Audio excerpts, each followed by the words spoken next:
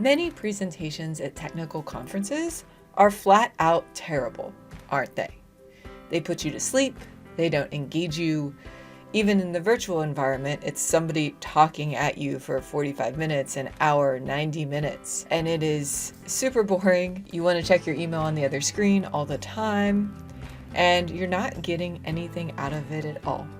Recently, I've been giving a number of virtual presentations, and last week a number of folks who had seen me give one or commented on one on social media had asked Stephanie, what tips do you have to give engaging virtual presentations that doesn't put our audience to sleep?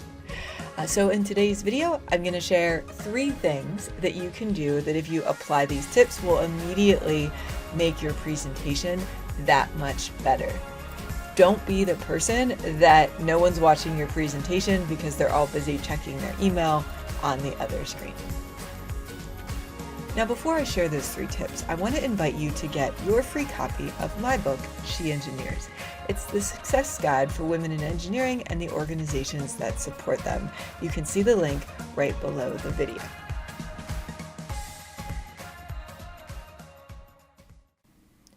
There is an art and a science to creating engaging virtual presentations. Today, I'm going to share my top 3 tips that will immediately improve your presentation, no matter if you're giving it tomorrow or if you're just in the thinking stages of this right now. So tip number 1 is make sure your presentation is audience-centric. What do I mean by that? So when you're thinking about doing a presentation, even before you write down the outline or decide on the topic, think about who is your audience and what do you want them to get out of your presentation. We've all heard the phrase, start with the end in mind, and that is definitely true for presentations. Even on the same topic, so let's say I was going to talk about networking. I would present differently on that topic to someone who is a college student versus somebody who is an executive in their firm. I like to sit down as I'm writing the outline and imagine, okay, if I was talking to just one person who was the ideal audience for this presentation, what would I say to them? How would I approach how I frame the topics? And make that presentation focused towards, okay, this person and how do I fix this problem? One of the big issues we often see, especially with technical presentations, is we start not with the audience in mind, but we start with how can I brain dump everything I know about this topic onto a presentation? So in other words, whether we're consciously or subconsciously telling ourselves this, when we are presenting technically, often there's this internal force telling us that, okay, we have to prove that we know all the things about this topic. We have to prove how smart we are and that we are the smartest person in the room on this topic. That mindset creates very boring presentations that leaves the audience struggling even to tell you one thing that they remembered from that presentation the next day. So flip this around. Start with your audience. And to that end, as you're crafting your presentation, every slide should be there only because that slide is exactly what your audience needs to know to get the main point. So as you're designing your slides, if there's anything that's extraneous information you think you might get asked questions on, put those at the end so you can pull them up during the question and answer session. You only want your presentation to show exactly what the audience needs to know to come to the conclusion, that thing you decided you wanted them to know as you were putting together your presentation. The second thing you can do to make your virtual presentations more engaging is to include a lot of interaction. The rule of thumb I like to use is there should be some sort of interaction, whether it be a poll, an interactive exercise, a breakout room, typing something into the chat, every 7 to 10 minutes at the most in your presentation. So if you are giving a 40-minute presentation, that means you'd want to do some sort of interaction at least 4 times within the presentation. Now, why is this? So studies have shown that attention spans are continuing to go down. And even if we look at statistics on YouTube for videos that are watched, a lot of people don't even make it through the first 3 or 4 minutes of the video. And so to keep people engaged with your presentation, having some way for the audience to interact with you is very critical, especially in the virtual presentation environment where it is super easy to have up a presentation on one screen and checking your email on the other screen.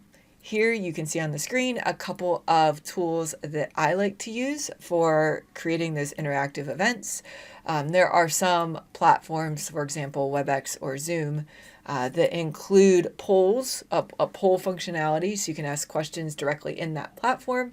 There's also tools like Mentimeter, Mural, Miro, and there's many more out there that can help you create engaging virtual presentations. Whatever you do, and you don't have to make this complicated by jumping into any sort of new technology tool even. Even if all you do with your presentation is you stay in the platform and every 7 to 10 minutes have something where, let me know what you think about this, type it into the chat. That does the trick. The third tip is to use stories in your presentations. And this is adding rocket fuel onto your presentations because it's something that, particularly for business presentations, technical presentations, it's something that I rarely see people doing, yet when they do it, they get rave reviews on their presentations. And so what do I mean by this? So as humans, our brains are wired to remember stories. So with every major point you're trying to make, can you think of a story that would go with this point? So again, let's use my example I gave earlier about networking. I can tell you networking is important. I think everyone watching this video probably knows, at least in theory, that networking is important. But if I tell you the story of the networking event that I attended, where I met someone who literally changed my life and inspired me to start my own business.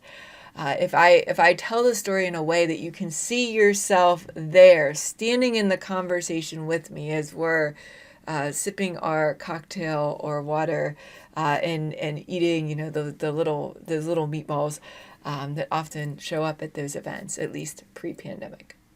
It engages your attention in a way that me just telling you networking is a good thing to do doesn't, because you remember the story, especially if the story I told involved something funny or humorous or unexpected.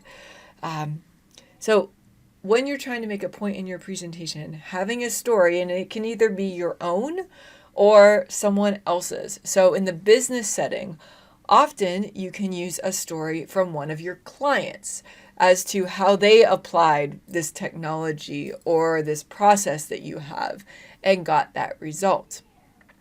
A good way to kind of wrap that in with maybe the statistics and the learning points that you may be used to sharing is using this very, very simple framework that I use all the time. So I start with a story. Then I give them a statistic that shows the story isn't just anecdotally true, it's true for many.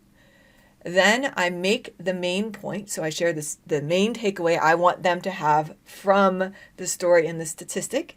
And then finally, I share a concrete example that they can immediately apply as soon as the presentation is over. Sometimes that example is wrapped up into the interactive exercises that we were talking about earlier. When it comes to stories, keep in mind that as you're designing your slides with your stories, a picture really does say 1,000 words. That picture can be shown with a single image on your slide as you tell the story. That picture can also be shown with data. But as you're thinking about that sort of design, understand that from a brain science standpoint. So if I'm talking and I put up a slide that has a whole bunch of text, a whole bunch of bullet points, your brain is not capable of processing both simultaneously. It essentially has to task switch between listening to me talk and reading the slide on the screen. So anything you can do as you're telling your story, either via pictures or via data, to give a visual on the screen as opposed to a bunch of bullet points telling your story will help your presentation be that much more engaging. So that's it for 3 tips to help you create engaging virtual presentations. To recap, first, make your presentation audience-centric. Know who your audience is and what exactly you want them to get out of your presentation. Next, make your presentation interactive. No talking heads, interaction every 7 to 10 minutes. Finally, use stories. Tell those stories via either photos or data that you've used to create a visual picture to help your audience visualize what is going on. Now, before you go, don't forget to grab your copy of She Engineers in the link right below this video. And if you've enjoyed this video and want to learn more practical tools, tips, and strategies to find your voice, engineer a career on your terms, and make your mark on the world, be sure to subscribe to my channel.